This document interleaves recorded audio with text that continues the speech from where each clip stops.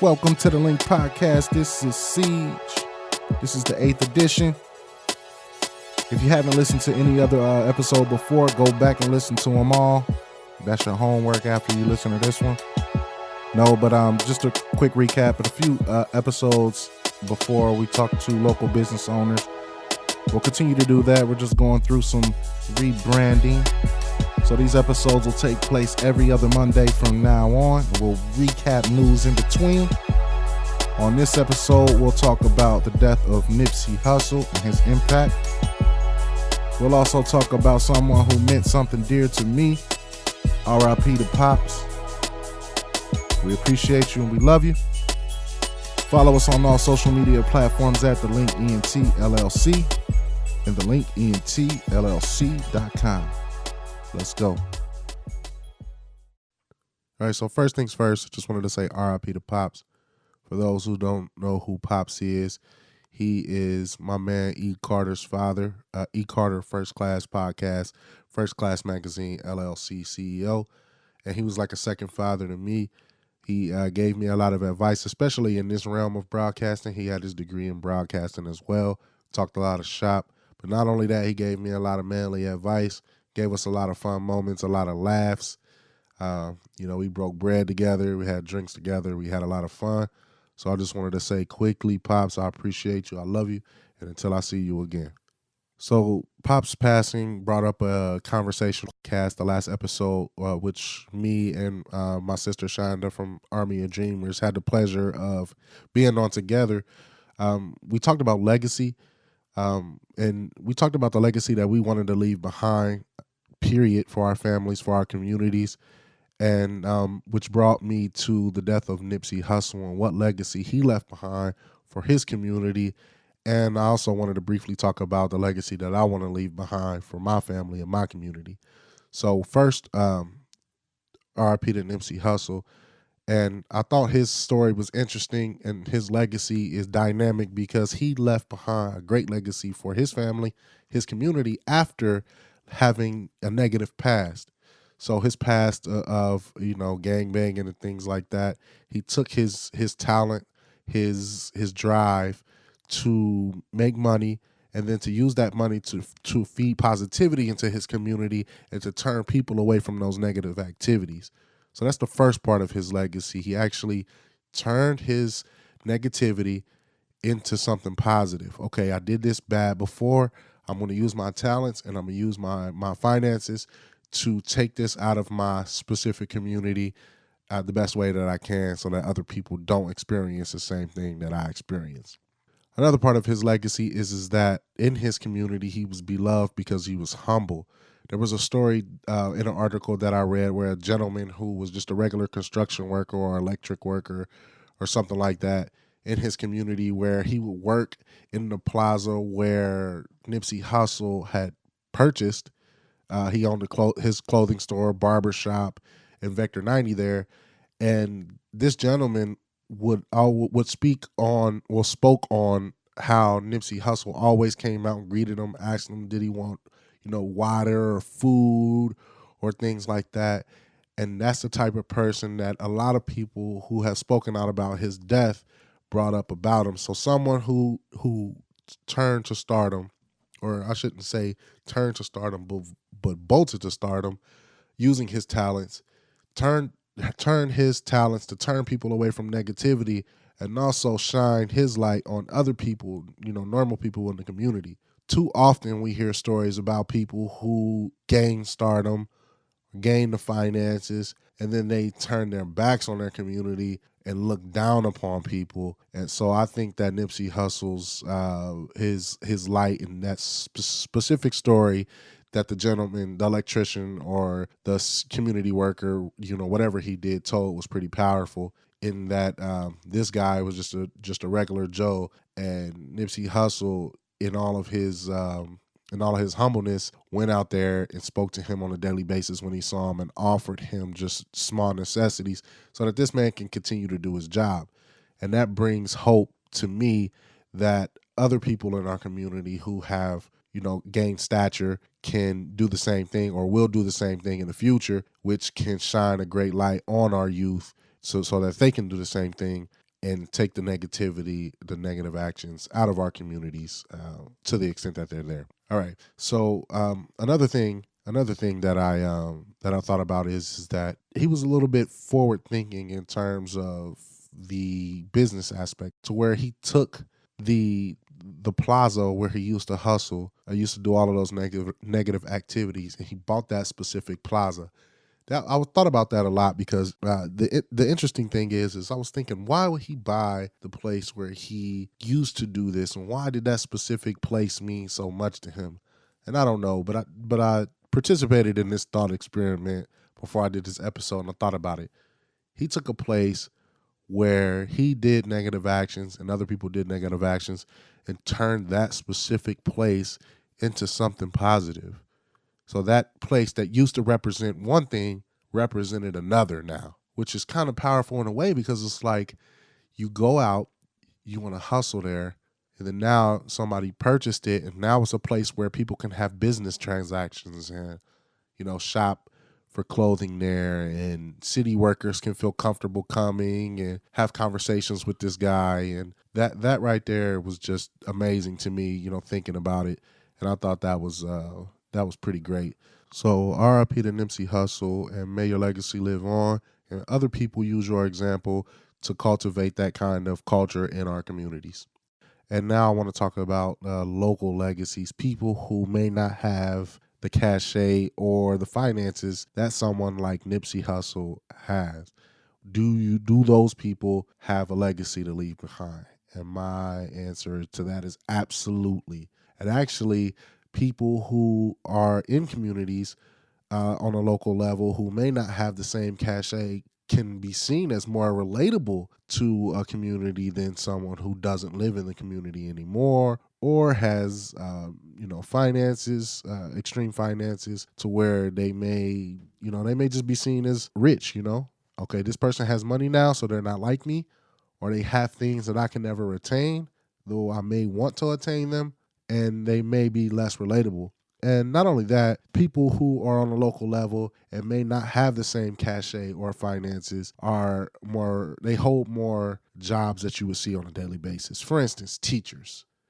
Teachers are probably, in my opinion, one of the gatekeepers to our communities. You have people who teach mathematics, and mathematics can be a gateway to engineering, or any of those, any science field, or medical field. You have to calculate medicine and that kind of thing.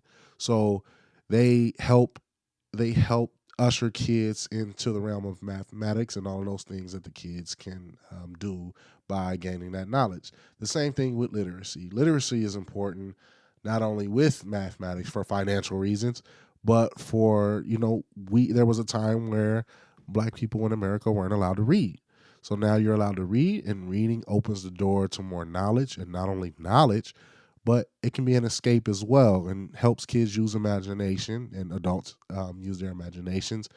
And that, can progress us forward in a lot of different ways. It also allows people to write.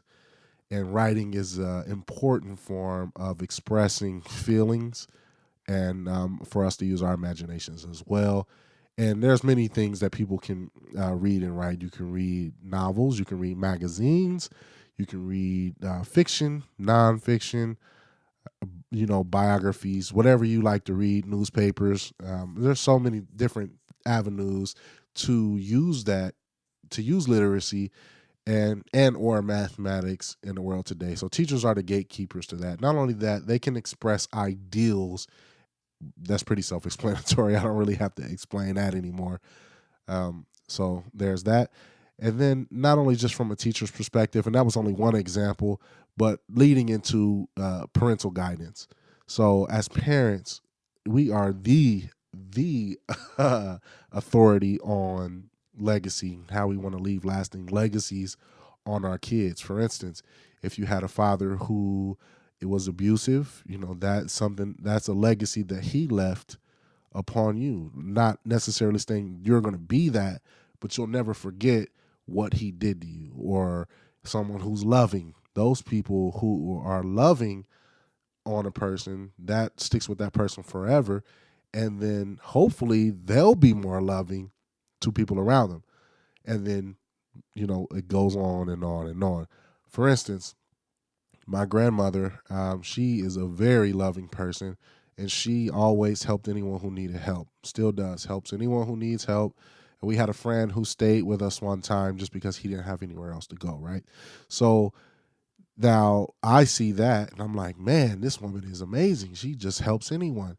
Now, she didn't help you just to help you now. I mean, she helped you out of the kindness of her heart, but she still asked you to progress forward. So it was like, okay, I'll help you, but you have to go to school. You have to do these things to get to where you want to go, make positive steps forward. So she helped you and encouraged you at the same time. And that's what I strive to be now. I look at her example and I say, okay, she helped me when I needed help the most. And then she also encouraged me to take positive steps forward.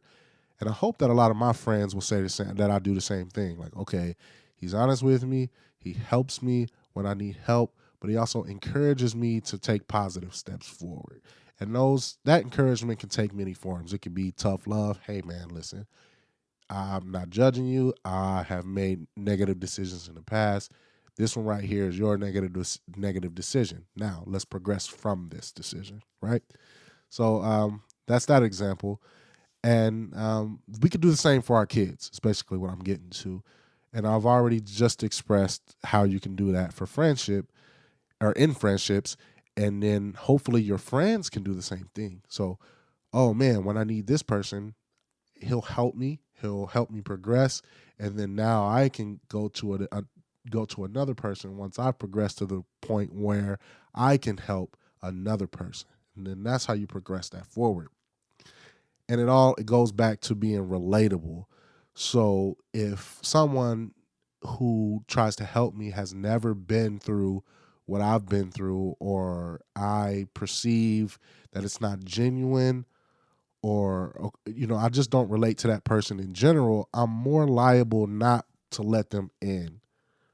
I don't see them as a credible source to help me get to where I need to go. Therefore, I don't let them in at all. And that's my point.